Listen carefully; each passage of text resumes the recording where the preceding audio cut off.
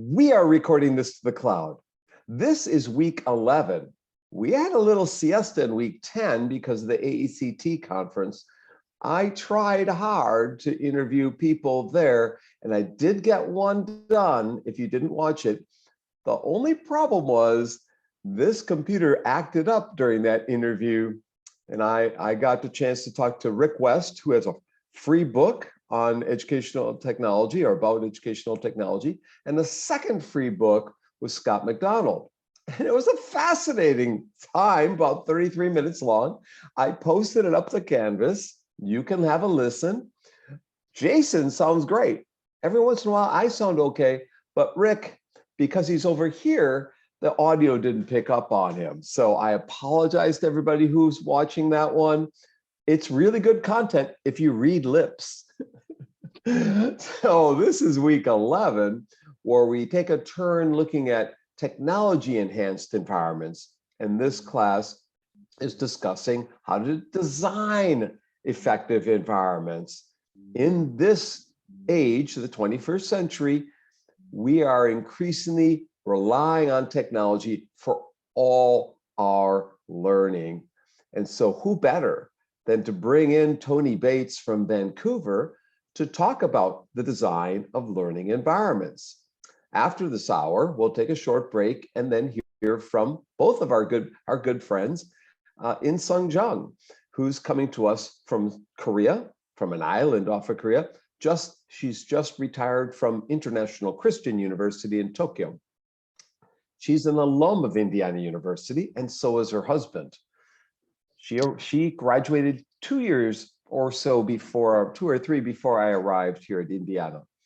I was very fortunate to be connected to her right before the World Cup in 2002. So Tony, we'll start with you tonight. And you know, when I look at your bio, when I look at what you've done, it's just, you've just explored this area of e-learning, online learning like no other, and provided guidance for people because you were an early proponent or an early author in the field of online teaching and learning. And so you have a number of books about managing technology, I see. And you've got one on national strategies for e-learning. It was like 2001. That was way before most people were even thinking about online teaching and learning. And that was really during the days in which a lot of people were complaining about dropout rates, especially in the corporate world. And we're not trusting e-learning all that much.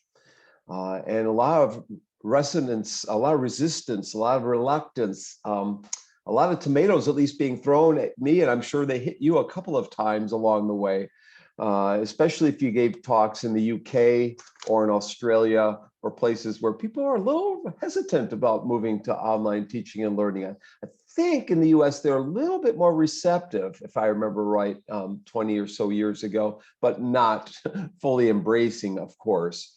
And then you had a book back in 1994, The Role of Technologies in Distance Education. Now, that was a time when the web was first springing up and people were starting to dabble in what can we do with this wonderful resource in front of our eyes. And folks like me and you were taking our initial crack at maybe we can teach part of our class or put some resources up on the web or a syllabus up on the web at least. And we have some supplemental resources. Probably it was a couple of years after that where you got involved more fully online instruction. I'm guessing that distance learning in 1994 meant all forms of distance learning, correspondence, TV, radio, and online teaching and learning. You want to talk to us about what distance learning was like back in 1994 and prior to that? Well, you're right. I'm very, very old. Thank you for pointing that out, Curtis. And if anybody's watching, I should point out that I'm not dressed up for Halloween. I always look like this. This is because I'm very old, right? I look like this, okay. Yeah, you're quite right. I kind of grew up with all the technologies. I worked for the British Open University originally back in 1969. You did? My job was to evaluate the radio and television programs that the BBC made for the Open University. Now, in those days, BBC was God, and you couldn't criticize what they did. But I found that often students weren't learning very well from the broadcasts. And since the Open University was paying 20% of its budget to the BBC, we picked up on lots of things that are still relevant today. Perhaps the most important thing was transmission times. If students couldn't see the program, if it was too early or it was only shown once, they often missed it, and that was a big problem. So we didn't have asynchronous broadcasting at that time. You either had to get up at 6 o'clock in the morning and watch it, or you missed it. And the other big lesson that came in with audio cassettes came in. Now we had radio programs. So what we did is we recorded the radio programs and put them on audio cassettes and set up an audio cassette library for students. And then we found that actually students were learning more from the audio cassettes than they were from the live broadcasts. And that was interesting. And then we found that if we actually, what they were doing, of course, students were stopping the cassette and re-listening, and if they didn't understand something, they would go back. And so we started designing for that. We actually started putting stops after about 5 or 10 minutes, and an activity for the student to do. And they learned more when we did that as well. And of course, that's still very relevant today when everybody went online for COVID and people started giving long lectures, it just didn't work. And those lessons learned back in the 1970s were still relevant for those long lectures given during COVID. They should have been broken up, they should have been recorded, et cetera, et cetera. So did you meet a gentleman named Charles Wedemeyer ever? I did indeed, yes. He was a wonderful guy. He came to the Open University when I was first there and gave a wonderful talk about distance education, and particularly the role of the adult learner and to treat them as responsible, make sure that they had control as much as they could over their own learning. That kind of talk was really good, very useful. Well, he was at the Wisconsin where I went to school. I Yep. never had a chance. He was there when I arrived in grad school in '86 or so, but I didn't know of him until later. One of my advisors, Dr. Bob Clausen, had an office next to him and told me he invented ideas about blended learning in the 1960s and was talking about video conferencing in the 1950s, well before it became the thing to do that we all have embraced today. So he was ahead of his time. They called him the crazy man at Wisconsin, and they didn't adopt some of his ideas. So he went to the UK and worked with the OpenU and influenced some of the curriculum programming at the OpenU in the UK. I was fortunate to get the Wedemeyer Award a few years back at the Wisconsin Distance Teaching and Learning Conference. Have you ever been to the Wisconsin Distance No, but I did win the Wedemeyer Award one year for one of my books. Yeah. I thought you had. Yeah, I thought you had. Which book was it? I think it was called Technology, Open Learning and Distance Education. So tell us about the National Strategies for E-Learning and Post-Secondary Education, which came out in 2001. What were you talking about in those early days of e-learning? This was a book, I think, for, if I can remember rightly, for either OECD or UNESCO. I think it was for UNESCO, and it was really to help mainly developing countries have a strategy for going forward for using technology. It was mainly about making sure that they had access to the technology, and that in those days there was a lot of use of satellite technology, for instance, to put broadcasts into Africa and so on. But there were lots of problems as well. There was some very good research done at Stanford University by Emil McInerney and Dean Jameson. So I pulled all that research together and provided a set of guidelines for government if they were thinking about using distance education and technology for teaching. Were you a professor at the time? Were you independent consultant? Were you working for a nonprofit? What was your role at the time? I was a professor of educational media research at the Open University when I wrote that book. So yes, it was just one of the things I did as a professor there. So I had a chance to attend the 50-year anniversary of the Open U of the UK. They had an event called PCF 9 that the people at Commonwealth of Learning were at back 3 years ago, right before COVID hit. Right. And quite fascinating. I mean, people aren't aware of the influence open universities have had around the world. You know, the Open U of Malaysia, I had someone studying with me here in 2000. She went back to Malaysia and started working for them, and they grew by 10,000 students a year for 10 years to 100,000. It went from nobody to 100,000 students in a span of a decade. And you know, you look at some of the other ones, Open U of Indira Gandhi, Open U in India, or the Open U in China. You know, the Philippines, I've been there, been Israel, Open U. You know, it's really worldwide, except for US.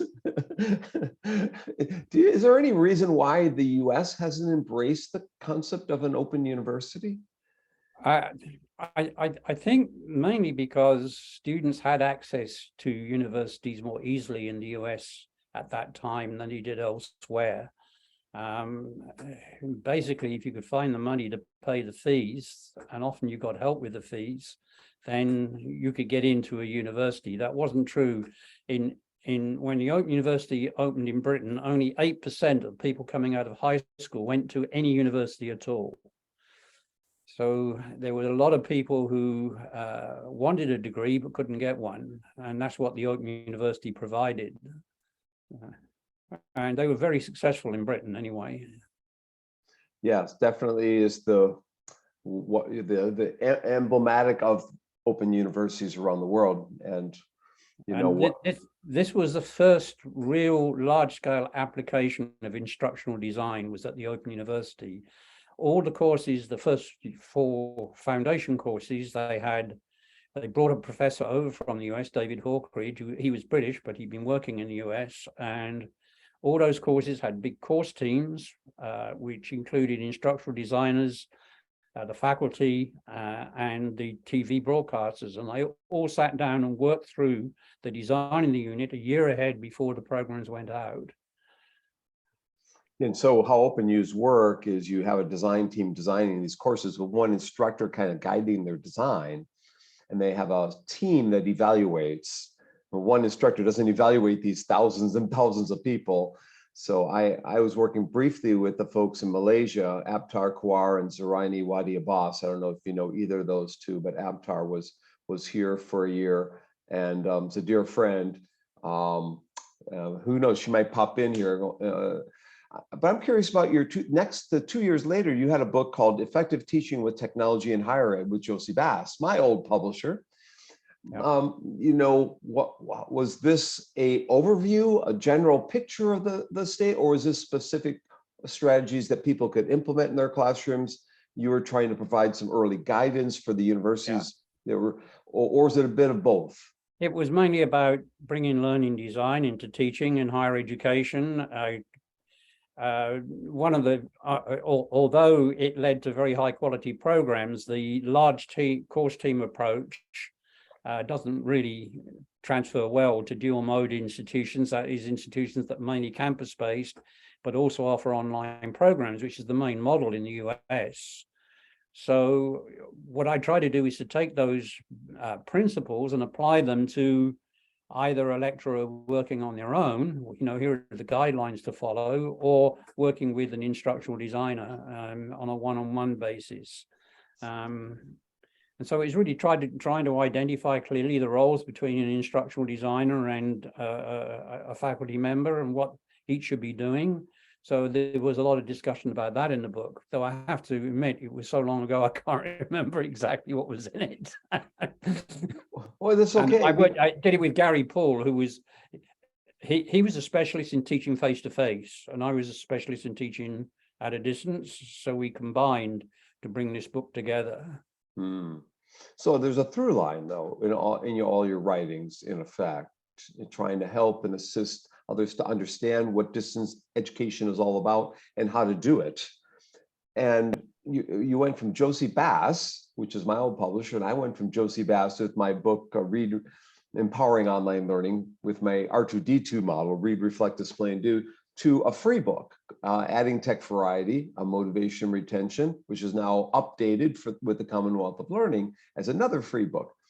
So my through line is I gave up on Josie Bass because they changed too much. They changed the title, and they charged too much. And so I said, we can do better. We can create a similar book with a different slant, in this case, a motivation slant, and use the same format. So I know it works, the format, and it's gone through one book process. So I wonder if, in fact, that's the same thing that you did and happened, or similar things have happened to you, in that you decided to create a free book for the world, using that as a base, that early book with Josie Bass as a base to build on. Yeah. Am I correct in that? Yeah, I like you got fed up with commercial publishers. They took all the money and did no work. You were lucky to get 8 or 10%, if you were lucky, of the sales of the book. And then they would ask you to go to a conference and carry 200 books with you so you could sell it at the conference, Now, it matters really where you are in your career. I mean, if you're trying to start out, you probably do need to have a publisher behind you. And there are 2 reasons for that, quite apart from the fact that they can market it. And in academia, people are more likely to pay attention to a published book which has gone through a review process and everything.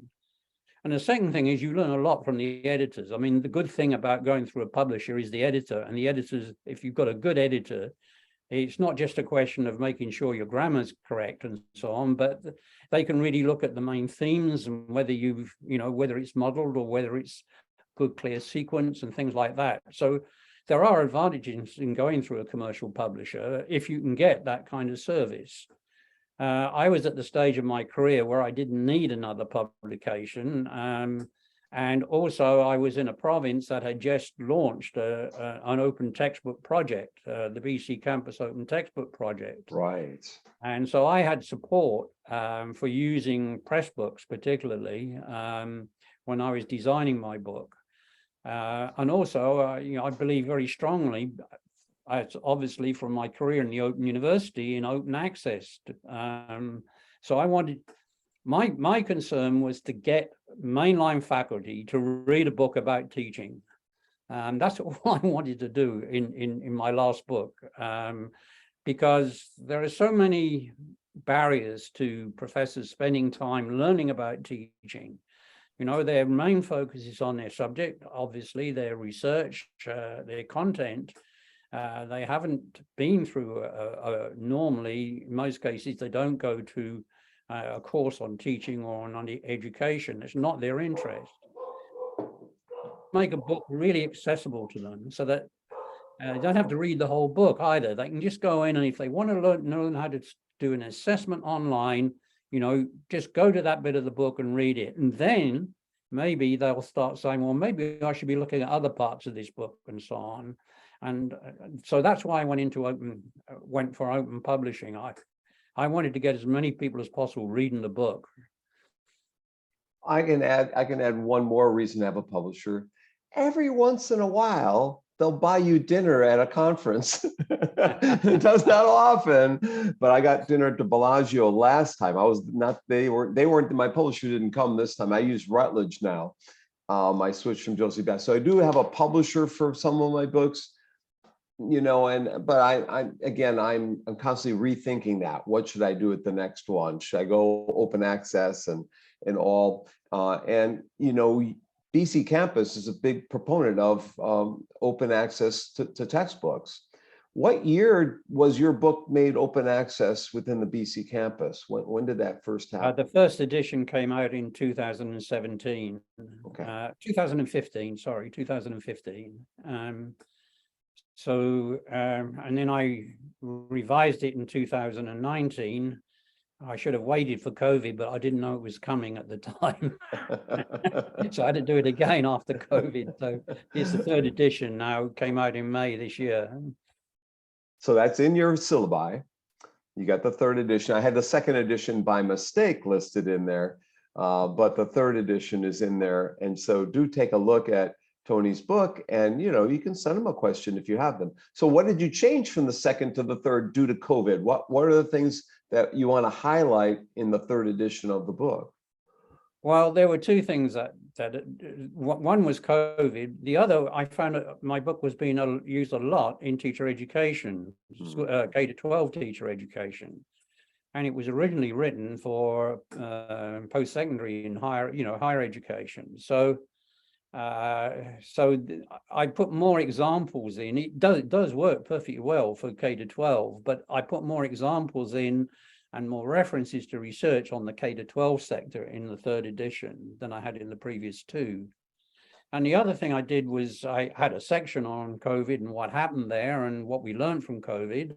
And I really rewrote or strengthened the distinction between synchronous and asynchronous learning, because I think that was one of the main issues that came up, that instructors didn't realize how important asynchronous learning was when students weren't in a classroom. So I tried to look at the affordances of both. What's the good thing about synchronous? What's the difference between synchronous in person and synchronous online? And what's the difference between that and asynchronous learning? And of course, the real difference is from the student's perspective, not from the instructor's perspective. That's the important thing, that students, when they're studying at home on their own, it's a completely different learning environment, so that's, I think, what we're going to be talking about today. So you have to go back to thinking about the whole learning environment that individual students will find themselves in. And then you have to design as best you can for that, knowing that many students will be in different learning environments. But nevertheless, you try to have an image in your own mind of what kind of learning environment you want students to have so they can learn best. And before we probe learning environments further, because it is the topic of the class, I remember when you gave a keynote at the eLearn conference in Orlando. It was 2010 or 2011. And people talked about how great a speech you gave and how much they learned from you at the time. And you had already established yourself in the field fully and as a leader and so forth. But yet 7 years later, or five years later, you find yourself with a free and open textbook, which took off and was downloaded by hundreds of thousands of people. I don't know, maybe you got the data, there might be over 1 million people. So your career got kicked into a second gear, later in your career. Would you like to talk about what's happened within your career during these past 7 years because of having a free and open book in comparison to prior to not having one? I don't think it's changed my career a lot. I'm pretty much at the end of it now anyway. It was my kind of legacy book, I'll put everything in I could think of, from my experience. And yeah, I just had over 1 million hits. I'm not sure what that means. It could be one guy in Madison in a basement downloading it all night and every day to get 1 million hits. But who knows, with the internet, how you count stuff in the internet. It was really an attempt to, put down everything that I'd learned and what I thought would continue into the future, because although the technology changes, yes, a lot of the basic stuff around learning doesn't. And, right. You have to adapt it. But if you don't have that grounding, it's like, you can, if you've got a good basement, you can design a house in different ways. You can pull it down and redesign it, but you've got to have a good basement. If you haven't got a good basement, the whole thing will collapse. And I was trying to get that kind of basement of what really matters when you're designing teaching. And that's why I developed that. I did it as an appendix because I thought originally that, I didn't really want to write about that. What I wanted to write about was how to teach with technology, or how to teach in a mixed blended learning model, which I saw coming at that time. but I had to step back. You know, sometimes you have to step back and say, wait a minute, I can't really write about that unless you look at it from this perspective. And the big thing is that I think we're moving from what I would call an industrial model of education to a digital model. And that's a really important shift in culture. But if we're making that shift, that gives us a choice of what kind of environments we want to create for our students. We don't have to go into a class for 1 hour or 1 hour and a half. We don't have to all sit together to learn. We can do it differently. So if we accept that, then how would you design? It's an enormous privilege and freedom for an instructor to sit down and say, geez, I don't have to give a 1 hour lecture. I can do it differently, you know? And if I can do it differently, how would I like to do it? And that's what I was trying to do in that model of, well, here's my model. What's yours, you know? Yeah, same with my Tech Variety book. It's a framework. The R2D2 model, it's a model, and those are sustainable. The technologies come and go, but they are, you know, something that you can use 10 years from now, 20 years from now, hopefully. And I remember talking to Terry Anderson when he did his free book, Theory and Practice of Instructional Design, whatever it was. And he was at a conference in the UK. I forget the big ed tech conference there. And, you know, he just looked at me, I said, how many have you sold? You know, and he says, you know, it's a free book, you know, in the old days, they maybe sell 1,000 copies. And he said, this book has been downloaded 80,000 times in the first couple of months, you know, and he was working on the second edition then. And it had much more impact, much more influential, because he had made the decision to make it free and open to the world. You know, in some ways, you put everything into this new book. It's your memoirs to the world, you know, in some ways. Instead of writing a memoir, you've written a book that can be used by everyone in education space. So I'm curious about the K-12 comment that you made. Are you saying that they're using it for teacher training? Yeah. In teacher education programs, or teachers are using it, K-12 teachers actually in schools and to teach kids how to learn during COVID? Mainly in the teacher training program. I was shocked, to be honest. I learned that if you want to be qualified as a teacher in France, you have to take the Ministry of Education's certificate. I think they call it a baccalaureate for teaching. And it's a set book. The French version, the translated version, is the set book. They have to study this book in order to become qualified as a teacher in France. And that really, that's when I realized, gee, I better pay a bit more attention to this, you know, it's a responsibility now, you know. So yeah, and it is teacher training courses rather than individual teachers, I think, although I do get emails from individual teachers. One of the problems is very difficult is tracking who's reading the book. Because it bounces around in the internet and people pass it on to other, or you get a pass on the URL and so on. And so I don't really know who the audience is. One thing I did, I used my blog to get feedback. So I wrote chapters in draft and put it up on my blog, or sections put it up on as blog posts, and I got a lot of feedback on that. That was very helpful.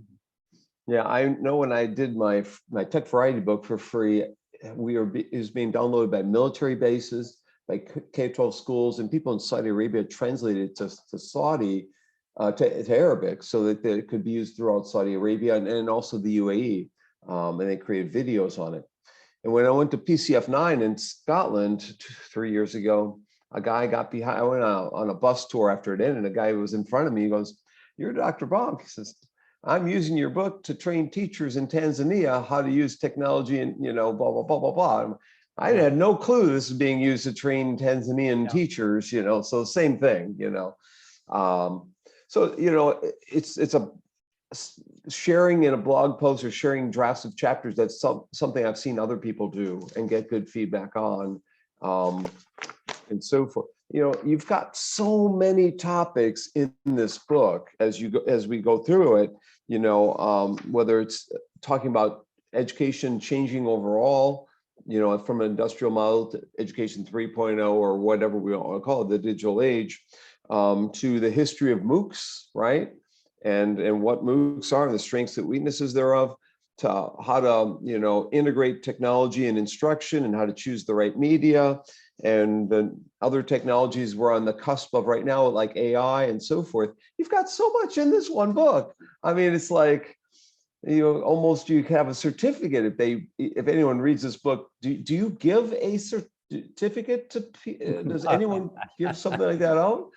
No, they can buy me a drink, but I don't. It goes the other way around. You can buy me a drink, but I'm not giving you a certificate.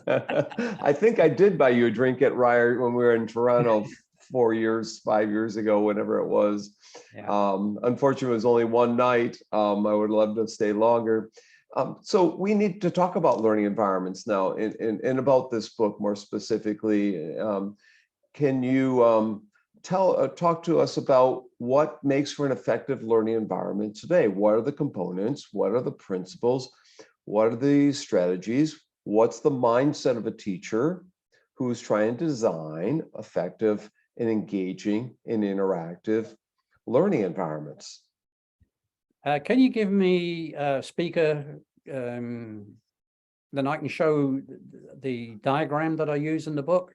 I think I can make you, I'll make you a co-host, yes. Hang on, good. Make you a co-host, and soon I'm going to make you a co-host too, in case we need to have you be a co-host. So you are now a co-host, Tony, so you can share your screen if you want. Right, here we go. Why don't I do that one? There we go.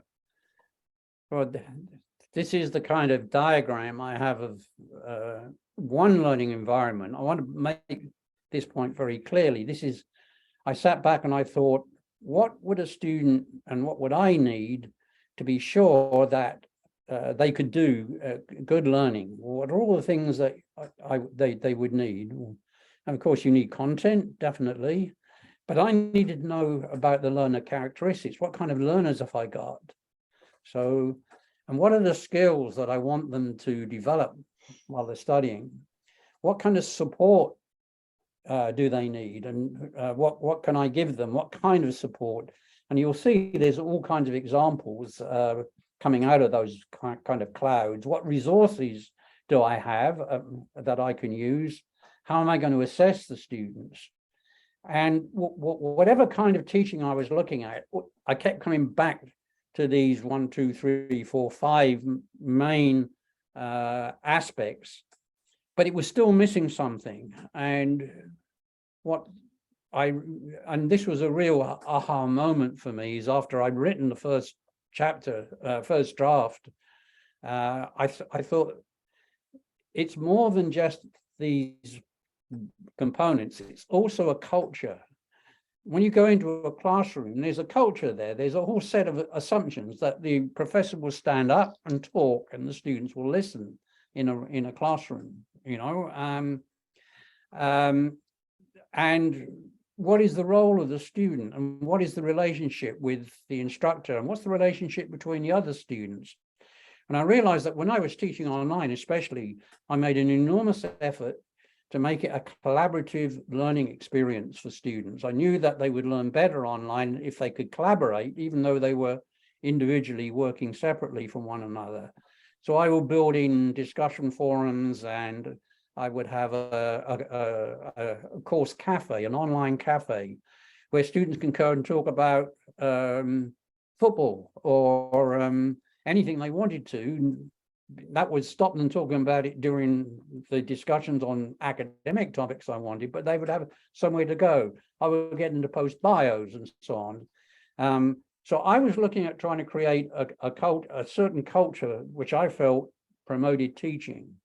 And so that culture permeates everything on that. So that's a really important element that I added later when I came to think about how I did my own teaching. And I point out this is the kind of learning environment that I feel comfortable with, and I'm sure that other instructors could come up with quite a different kind of learning environment that they felt more comfortable and more suitable. I mean, I'm not a science teacher, for instance, so there might be different things in science for a science teacher than there is for me.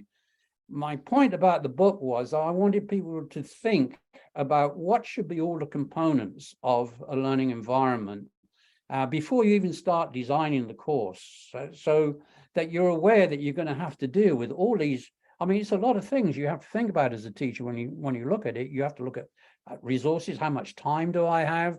Do I have teaching assistants? What kind of facilities can I use, etc.? What kind of technology? You see a little bubble down here, you know, because you've got all these other things to think about as well. And then you can have further bubbles coming out of each of these. Like in technology, you might say, well, what kind of technologies do I want to use? Do I have a model for choosing for technologies, like the sections model, for instance, in the book? So, you know, you can extend these bubbles out further and further in more detail. But in the end, I did that to have a kind of overall picture in my head before I start designing any courses. What do I have to cover in my teaching here? And being digital, going digital, means that a lot of the restrictions you have in a classroom, you can throw those away, but then you've got other restrictions that come in because people are studying at home or online and so on. So, you know, it's a way of rethinking your teaching, but keeping the core parts of the teaching accounted for before you start design. I don't know if that explains it. Yeah, and much of this is applicable to face-to-face environments as well, of course. Absolutely, absolutely. And so anyone thinking about the design of classroom activities face-to-face has to deal, you know, has to be concerned with the cultural issues and, you know, the learner goals and the prior knowledge. All these things apply. And in blended, so would you say that blended complicates this picture, or has a different layer, or it's the same? No, as you said, you could apply face-to-face, you could apply fully online, could apply to a blended model. Again, I'm not sure where that would go in here. The mode of delivery, you know, we have so much discussion about that. For me, the mode of delivery is not important from the instructor's point of view. It is critical from the student's point of view. So, you know, we should be able to get to a position where students can choose how they access their learning. They can come into class, they can do it online, they can do both, etc. So ideally we should be designing. There's always practical constraints around that, so we can't do that. But to me, mode of delivery is not a significant issue for instructors once they understand that you have to do things differently in different modes of delivery, but it's really a student issue about what suits a particular student best. And there's not one answer to that, because students are very different. They all have different needs and so on. So, but you're right, it probably doesn't cover things like asynchronous and synchronous. So I'll ask one more question. I'll open up. I have more for you. I have several written down, but I want to make sure or Sumi or Megan, if they have something to ask you, I want them to go first. But let me ask one more question before I open the floor. How do you keep up with all these technological changes? And many people, as they get more senior in their careers, decide they're not going to keep up and it's time to retire. Other people decide to look at it as a challenge. Other people are just plain curious about what's going on. Are you driven by your curiosity in this space, or by wanting to build on your prior work, or, you know, how do you keep up, and what motivates you to keep up? That's a good question. I'm not sure I am keeping up. I don't think anybody's keeping up. Things are changing so rapidly. I worry about artificial intelligence particularly because it's a black box. All the other things, I understood how they worked. You know, even computing, I could more or less work out how computing works. Artificial intelligence, because of the way that the algorithms are designed, they're patented and they're hidden away, and you can't see what the assumptions were in the algorithms that actually drive the decision making in artificial intelligence in most cases. There's no reason why we couldn't have open artificial intelligence where, you know, you publish all the assumptions and so on, but a lot of people wouldn't get rich then. So I worry about artificial intelligence, not so much in terms of how it's used by universities or colleges and so on for teaching, but how the private tech companies will use it.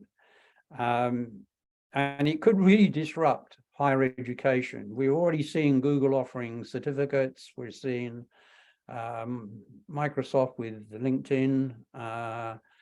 So that, I mean, you look at LinkedIn, it's all the job adverts, right? So you can run all the demands of the requirements of the future employees. You can run all that through, it's big data. You can run it through an artificial intelligence algorithm, and you could come up with knowing exactly what kind of teaching and learning they need, and then these big companies could just deliver it, and that would completely go through universities and colleges and make them totally redundant. And that's a real possibility.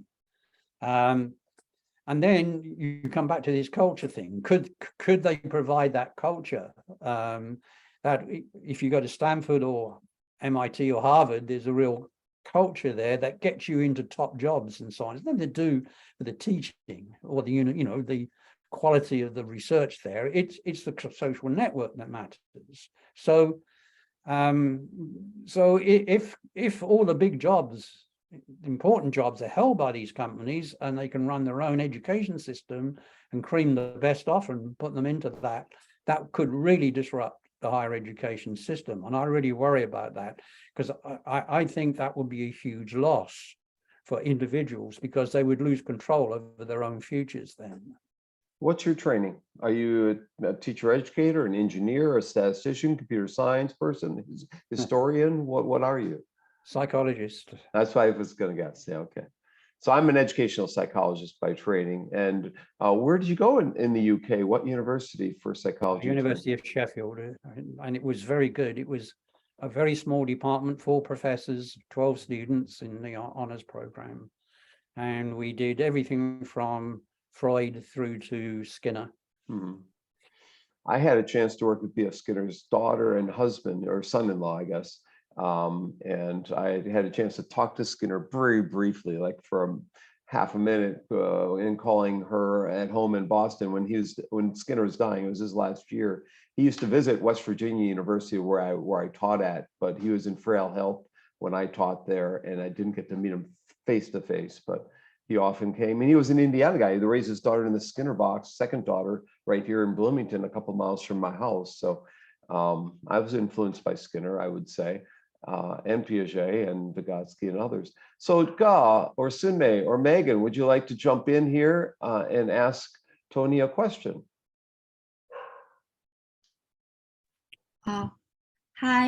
Hi, Tony. Hi. Thank you for a great presentation. I'm just thinking that's because actually I'm working in technology. And then that was really interesting that e-learning came really earlier. That's because I started my technology, working and study, in early 2000, right? But actually before it came out, and then just 10 years ago, I got to know about this, right? And then what is the biggest change in technology and education over the past 20 years, I think? What do you think? So what is the biggest change? That's because the 20 years e-learning came out, right? At that time, just e-learning started. Yeah. And then, so before you answer it, Tony, she's an engineer by training, and so is her husband. And Sunmei creates mobile apps at Stanford. Okay. And she also helped Paul Kim, who's my good friend. You may know Paul Kim, develop the SMILE program, Stanford Mobile Inquiry Learning Environment, the question asking, which has an AI embedded now. After she didn't have designed that part, but it can evaluate the levels of questions and things. And she's also working for a company in Berkeley, Todo Math, so teaching math skills. So she's a a mobile app developer, just as a Yes. background. Yeah. And then a couple of points here. I think that before we had the internet and the web, we had forms of computer-assisted learning. I mean, Skinner was computer-assisted learning, basically. Right. That was back in the 60s and 70s. So, and that was based on the kind of present, test, feedback, reward model. Very simple behaviorist model. And on my first trip to Vancouver in 1984, I think it was, a friend of mine, well, colleague at Simon Fraser University, he said, come down into my basement. I didn't know this guy very well. I was a bit suspicious, but we went down and he had a computer hooked up with a modem. I didn't know what it was. It was a black box. And he said, no, just look at this, tick, tick, tick, tick on his keyboard. And then up came a name. And he said, this kid, this is somebody in New York. He said, look at the address. And so we started doing text messaging backwards and forward with this person. And then I realized this. I said, ask him how old he is. He was 12, you know, and he was using a computer in a completely different way from the computer-assisted learning model, right? He was using it for communication. And I saw that as a big jump. You could not only use computers for transmission of information and testing it, but you could use it also for bringing people together to talk to one another as well. And I see that divide still in the use of computers in education. And the problem with all the artificial intelligence applications I've seen so far, you need to be a really good computer programmer to do artificial intelligence. And the model that most computer designers have is the Skinnerian model of demonstrate, test, and so on. And you're not getting anywhere with that. If you start thinking about it in this kind of model, then how could we put numbers on all this stuff, and how could we churn all that into different ways of relationships between instructors, students, and students themselves? And how could the technology be used for that? Then artificial intelligence might be much more powerful than it is at the moment. So so that the important thing to me is that human beings require communication. They need to be able to talk to one another. And yes, you can have chatbots and you can have artificial ways, intelligent ways of doing that, but there's a real fundamental psychological need for personal relationships in learning. You know, if you like a teacher, you're going to learn a lot more if you hate him. If you like each other and you're interested in the same subject matter, you're going to learn a lot more than if you're sitting there on your own, you're not getting any input from anybody else. So the question then for me was, how can we use technology to link people together, as well as to present information for them? That's great. But actually, I think that that's really difficult. That's because actually there are many really good technology, but even if we try to, use that one for our education, so I did. And then actually most of the students don't like it. That's because they needed to understand what the device is, right? This new tool. So they don't want to spend more time on learning this one. So something like that. So there is just some gap. That's because I think that I don't know, just it's kind of, front end, back end. So anyways, as educators, we have to work back end. And then anyway, just provide, some really good, educational environment to the learners, just like before. So no change. But anyways, I just feel that, kind of, even if there are really good technology, it's hard. That's because I think that learners don't like to learn the new thing.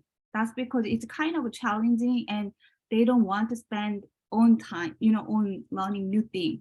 So that's the really big challenges for, educator or practitioner, right?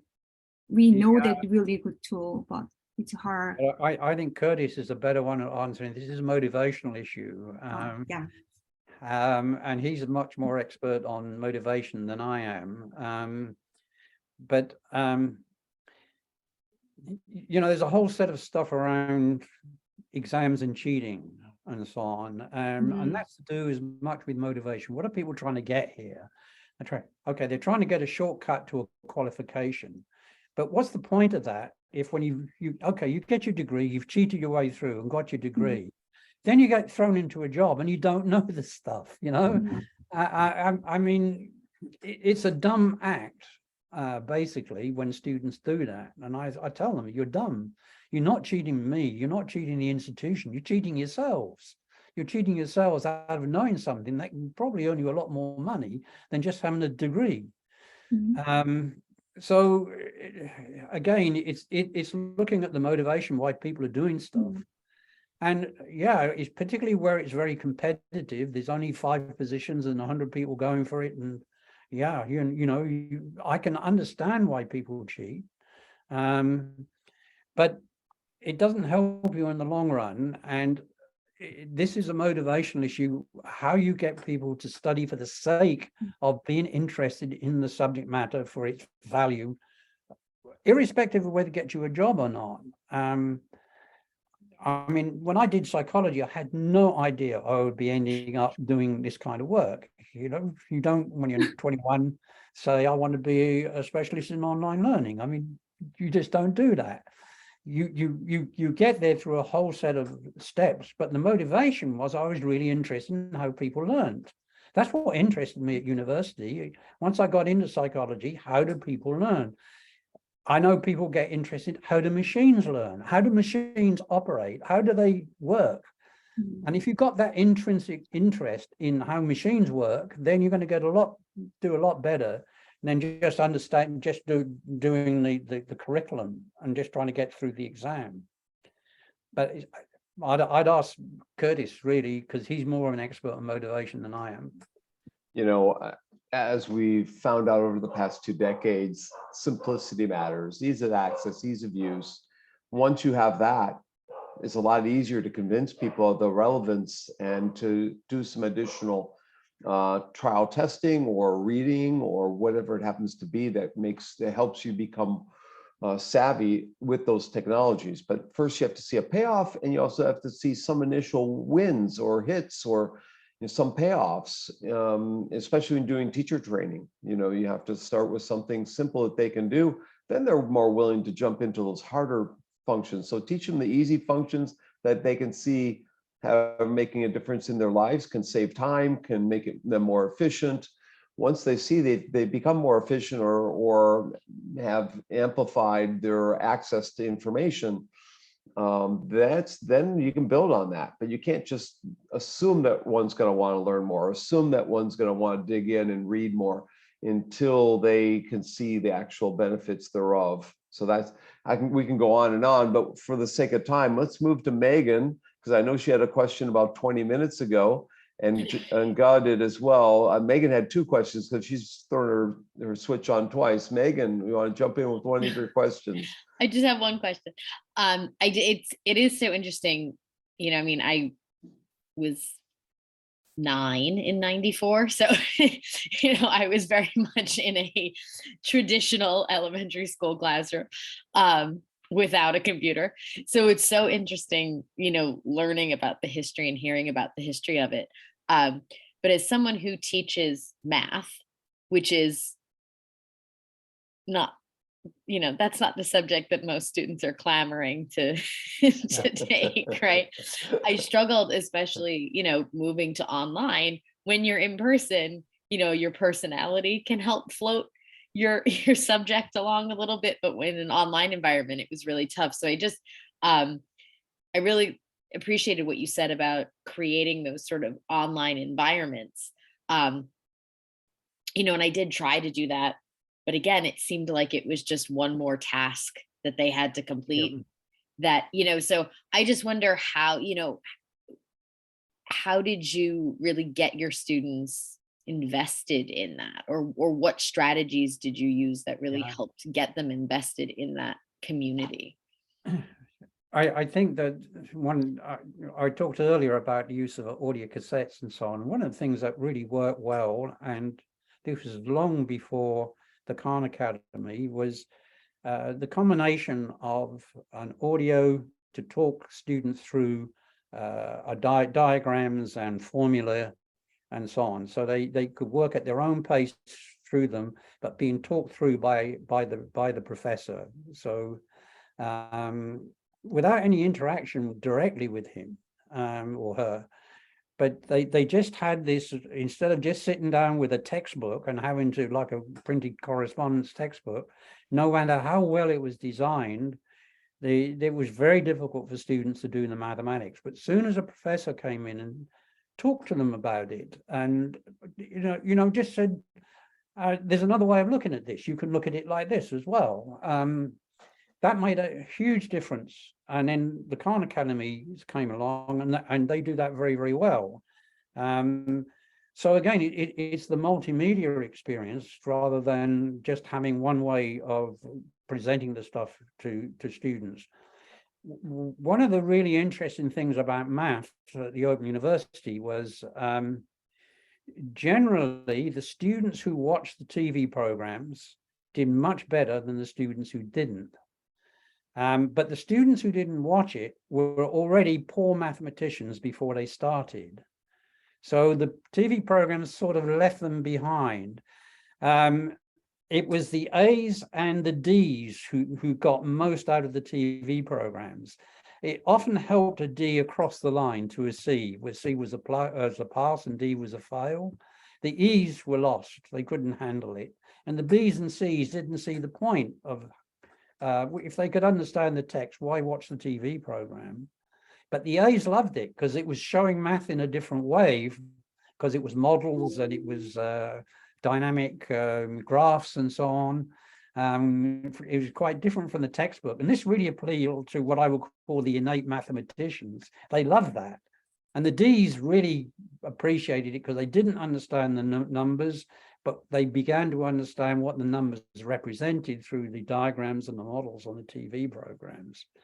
I think that there's tremendous power in using television for teaching maths, actually. We're using video for teaching maths.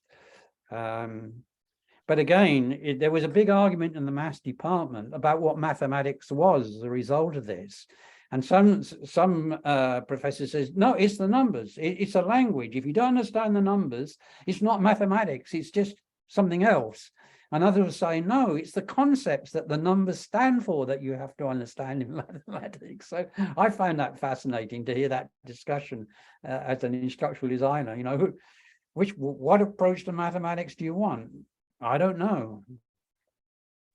So Tony, Yeah, can you? Thank you. Can you stop sharing your screen so I can see who's all here? Because we've added someone here. So if you hit the stop share, and this is very nice, but Omita's joined us. So Megan and I are now the minority in the room because we're the only ones who were born in the US. We've got Omita originally from Uzbekistan, Gav from China, Sunmei from Korea, and Tony from the UK and Canada. So just a little diversity in this class. I know Omita's always got questions. But let's go to Gav because he showed up an hour ahead of time. He had so much sugar high from eating his kids' Halloween candy. He came an hour early. So Gav, I know you have a question for Tony or a treat to give him virtually. Gav, you want to unmute and ask your question?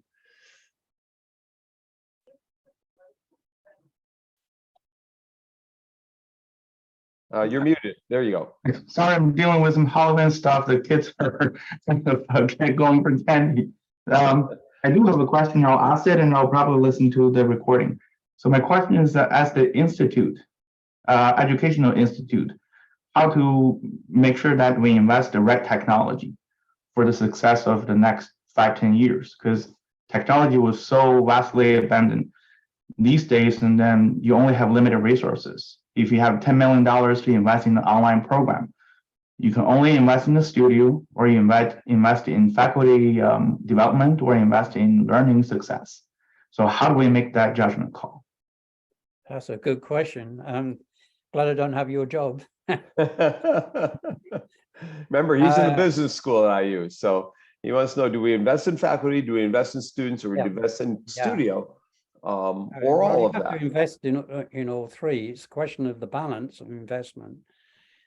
In the end, I would not worry too much about the investment in technology. I say that because there's so much technology around now that you can use, which isn't expensive.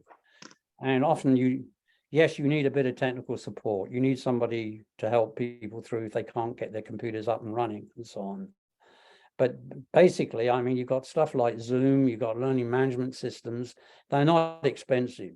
And those technologies can be used right across the board. They can be used in all subject areas at all levels. So they're fairly straightforward, and a good learning management system will provide a very good structure for an online course. If it's a little bit of basic instruction, the instructor should be able to pick that up very easily. And the big investment is in faculty development, because if they don't change the teaching methods, then the technology is not going to work very well. And that's a big problem. It was okay when we had 10% of students doing online courses. So you had sort of 10% of your teaching. You could give them an instructional designer and could spend 3 months developing the course and getting the course out. Now we're moving to hybrid and blended, where every instructor is having to rethink their teaching. So how do you scale up the faculty development? That seems to me the biggest challenge of all. And I think we have to walk the talk here. I think we have to have on-demand resources for faculty when they need it. So if they're thinking about online assessment, there's a little module they can go to. How do I assess my students online? A little video perhaps, but they have to know this site. They have to know that the resources that will help them in their teaching are on this site, and they can go to it, and they're free and they're short. They'll focus on a specific problem. How do I monitor students when they're doing an exam? Might ask a deeper question like, why do you need to monitor them? But never mind, you know, you need that kind of access that's free for the instructor. It's 15 minutes, 20 minutes, and it's manageable when they've got a task to do. But they probably have to go through some kind of course in the beginning to know about these resources, to know why it's important to change their teaching. And that's going to take a bit more time, probably not a huge amount, but enough to get them interested. The way I designed my book was that every section can be done in 1 hour. So if you were just interested in that particular section, then you could go in and study that, and you didn't have to read the rest of the book. It would help, but you didn't have to. And I think we have to provide that quick and easy support for faculty. And that's probably going to be the biggest investment. What was the third one? Faculty development, infrastructure, technology. So there are also student success. For example, we can invest technology for student success, like buying them VR, AR set, or sending them abroad, having more scholarships for them. So Yeah. there are, and There I would focus on the have-nots. Who can't get internet access at home? Who doesn't have a room to study at home? One of the big things that came out through COVID was about 15 to 20% of students already in universities had nowhere to study, or couldn't get internet access for whatever reason. Their family couldn't afford it, or they couldn't afford it. They lived somewhere where they were in a blind spot, or it was just too expensive for them. They couldn't afford to pay for a computer and internet access. And those are the ones I would focus on, because otherwise you're built for a 20% failure rate before you start with the students if they're going to be technology based. So I don't know if that's helpful. Well, thank you. That's very helpful. That answers my questions. Actually, that's kind of same as my observation, where we have technologies, and when faculties go on teaching with that technology for a different audience, they follow the same kind of the way that they they know how to teach, which may not be the way. So your advice is definitely on the money. So our next guest has arrived, and we'll go to one last question before we take a 2-minute break and come with In-sung. Umida joined us late. Do you have any final questions for Dr. Bates that you would like to ask? Hello, sorry I joined late. I just came from the library because I also have this issue, a space issue in the house. So the word culture in your chart caught my attention. You probably already addressed that, but I would like to know more about that. Is it about classroom culture or organizational culture or something else? Thank you. It's primarily about classroom culture. Let me give you why I became aware of it. It's an interesting story. My first fully online course was a grad course that I was teaching on. And I had 30 students in the class and 25 had Chinese names. And it became apparent that this was a very heterogeneous group of Chinese students. Some of the first people to come to Vancouver in the early 1900s were Chinese workers to build the railway, because there was no town here in Vancouver. It was just a small indigenous village here.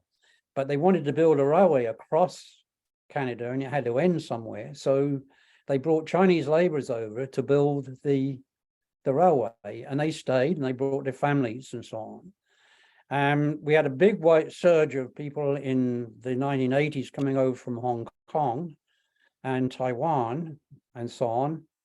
But I also had 5 students from mainland China as well. And I realized that these students were very, very different, even though they all had Chinese names. Now, fortunately, I had a visiting professor from Inner Mongolia in China, and she said, well, I said, I'm having problems with the mainland Chinese students. They're not participating in the online discussion forums. And she said, well, there's a good reason for that. They're probably daughters or lived through the Cultural Revolution. They don't want to express an opinion. So ask them to get together, although they were separate in China, get together on the online discussion forum, put a group posting up and ask them to send it to you before it goes into the general discussion forum for your feedback, which I did. And that got them over that hurdle. But I had no problem from the other Chinese who were living here, who've been here because it was part of their culture to participate and engage and criticize and so on. But it made me suddenly realize I don't know the culture of my students, and it really affects how I teach them. So I make an enormous effort to try to understand their culture. What culture are they coming from? What are they comfortable with and what makes them uncomfortable? How can I get over that bridge? And that's something I couldn't pin down in any of the other things in the diagram. That's why I said it has to permeate everything. I don't know if that answers your question. Yes, exactly. Thank you so much. So Tony, I'd be remiss if I didn't say, thanks. But before I say thanks, you've been in this a long time. We've talked about your early books from the 90s and even the 80s. Who would you recommend that my students read that know a lot about the history of the field? I'm thinking about Randy Garrison, who's to me is a good historian. Who should people be reading from the past, and who should people be reading in the present or future? Who do you see as rising stars? We talked about George Valencianos, I think, on email. Who do you see as somebody who might be leaders in the future and leaders of the past that they should be realize have made a significant impact? Go both and here. Well, a person called Paul Settler, Saetler, he wrote A Good History of Educational Technology back in the early 1990s, I think it was. Might have been earlier than that.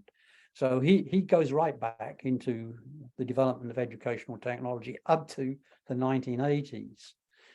Martin Weller in England has written some good stuff on the history of learning technologies. Who are the interesting people now? Well, that's difficult because I think that in the past we had kind of few people, you know, so they stood out more. Yeah. We've got a lot of really good young people now in working in instructional design, particularly, who have some great ideas, some great professors who are doing very innovative teaching, but it's in isolation. It's not being publicized. It's what they do in their class and so on.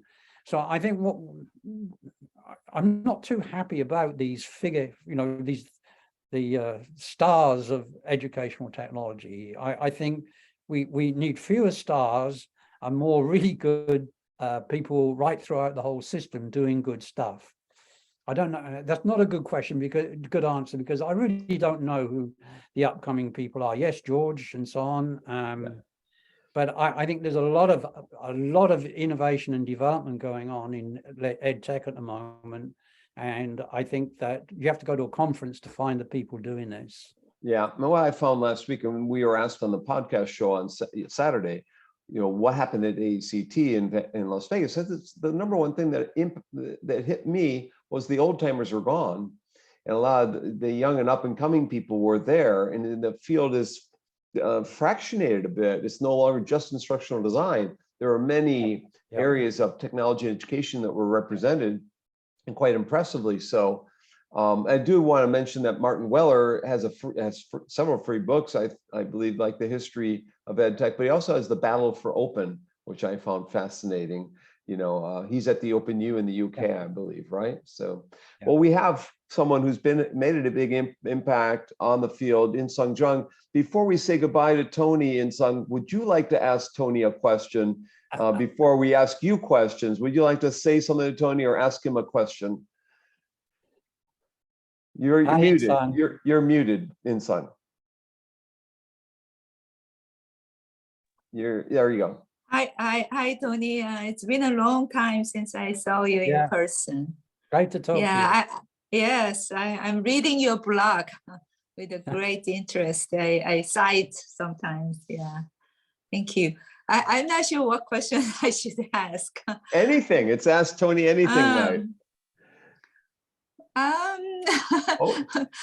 Guess who else we have coming? Maybe the future. What's your? I know you have been doing a lot of things. What's your excitement in the future, near future? Well, I don't know. I mean, we're talking about how old I am. I'm having problems keeping up to date with things. I'm really interested in virtual reality. What's going to happen with that? Has tremendous teaching opportunities, particularly in the areas we've always found difficult online, such as STEM teaching, teaching science and practical work and so on. I think virtual reality has a great potential there. The challenge is cost at the moment, and we don't have good designs. We're learning as we go about the affordances of virtual reality. But I think that's the area of development in technology anyway that I would be most interested in. And simulations and games, I think it's another very interesting area. That sounds very exciting. Thank you. Thanks for asking. That was on my list of questions, so thank you for that. And Abtar Kawar, who I mentioned an hour ago when we started, went to the Open U of Malaysia when she left IU after 1 year at IU, and it grew from nobody to 100,000 students. And Abtar, do you know Tony? Tony, do you know Abtar? I want you to say hello, Abtar, and ask a question before we go ahead, Abtar. Hi, Kurt. Sorry, I'm driving, so I'll try my best. Hi, Tony. I mean, I have followed Tony forever. I love his writings. I'm always looking out for his free books, always giving a lot of free stuff online, just like you, Kurt. And hi, In-Sung, how are you? Hi, fine, thank you. Yes, so yeah, Kurt, I think Tony Bates is one of the greatest pioneers in this area. On the website, on the east side, we have Insung, who has done a lot of research as well. And I've been following both of them very keenly. And I'm so glad. As I was driving, I was just checking my email and say, "Oops, okay, this on," and I just got in. I'm sorry. I hope I have not missed a lot, sir. So yeah, so we're about to go to break and switch over from Tony to Insung, but let's have you be the bridge to that. Where do you work at right now? Because you switched from going to Saudi Arabia back to Malaysia. And what's one pressing issue that you're facing where you work? And we'll let Insung try and answer it and Tony try and answer it. Then we'll say goodbye to Tony and we'll take a 2-minute break. So what's one thing that you're dealing with and struggling with or challenged by, Abtar? I think the most pressing issue now is mindset change among the professors and the lecturers at the university. They still feel that physical is good and it's okay, but so that's where we are trying to make them rethink the teaching learning process. And in doing so, learning design is becoming a very important issue for us. We are really struggling with getting that across, although we have many training sessions opened up, there are not many takers. So that is one of the most pressing issue, the mindset change. So in terms of online or e-learning or digital learning, whatever you call it nowadays. So your issue is mindset change and the take up of professional development by the instructors. How do you incentivize them to take those trainings that you offer? Is that right? They come for the training, they do, but they don't come. So we offer many types of training. The more personalized ones are not taken up that much, but the more important, I think, is the implementation after the training. So that, yes, that is one of the biggest issues that we are having, the implementation. They want to do it, but I'm not sure. I do know that our professors face a lot of challenges in terms of time. Because when you have you need to now include instructional or learning design, it does take up some of your thinking time, your creative time. So that is an issue, but again, I still feel it's the mindset change right. How do in a nutshell? Yeah. How do we get them to embrace it? Tony, I'll give you a first crack and then Insung. Okay. Well, I used to try and start with the problems they had with their own teaching. What was really difficult? Too much marking, for instance. I'm spending all my time marking. I've got no time for research. And so take the problems that they're feeling in their teaching, or I can't get my students interested. We had the motivation issue come up earlier. I can't get my students interested in this. I have to push them all the time. They're not interested. Identify the problems that they have and then come in with ways in which they could redesign their teaching so to solve that specific problem that one teacher has. And nearly every instructor has a problem. If you talk to them, get them in the coffee shop, so correct. They will tell you they've got a problem.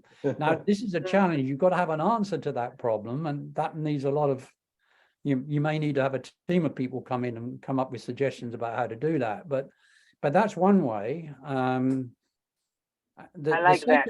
The second is to go to a really distinguished professor, one who has a lot of influence in the department, especially if they're doing something new and interesting, and get them on your side. And then the other professors are more likely to follow if that professor starts to do something different. So that's a couple of hints. They're hints rather than strategies. Nice, Tony. I think you hit it on the nail, because the biggest issue is the marking. The biggest time consumer is the marking that they have to do. So that then results in their time constraints. Yeah. So yeah, those are nice. Thank you. Insan, you have any other ideas? I'm thinking of the teachers in Korea had similar issues previously, but I guess the one policy level support, by giving them some incentives and some reduction in teaching and some sabbatical years. And something like different kinds of incentives could be another force that will help them to, I'm not sure they will change the whole mindset, but it will take time for them to change it. But I think some kind of external incentives at the beginning would be another way of helping them to make some changes. It's got to be both internal, external, combination of both volition and passion, as well as some financial or certificate, some kind of goal that they're working towards, and they have to see payoff. They have to get to those goals, rather soon, not have them long delayed. And so I like Tony's idea of getting some success early and find out what their problem is. And if you have one answer, you don't need 5 different answers. You need one that they can accept, and then they can move on from there. I give them 5 or 6, but I want them to have one that they can use. And I tell them, you only need to use one of these. Don't get overwhelmed. Just pick the one you think can work for you. That might be low risk, low cost, low time, right? And then later on, you can be concerned with the higher risk, higher time, kinds of things. But to just start with what's within their budgets, within their time constraints of marking. Find those low risk, low cost, low time things, and then they'll be convinced to try something more difficult once they see those early successes. But then as Tony said, you also highlight the award-winning professor out there who has adopted some of these ideas or transformed or modified some of the ideas and taken shape in their classroom, and they can be an advocate. They can be the one who's kind of leading the next wave of these innovations. So yeah, that was a great question, Aptar. I think we'll have to let Tony go because it's gone more than I promised. I promised him an hour, and we've gone about an hour and a half or hour and 20 minutes anyhow since we went live. We started a little bit late. Tony, sincere thank you, and everyone take. Thank you so much, Kurt. Yes. Tony, thank you. Yes. Thank you. And good luck with your studies. Thank you, Bye. Bye, Tony. Tony. And I will stop the recording in a second. Sunmei, you want last final words, Sunmei? My TA? No, no, that's good. Okay, I'll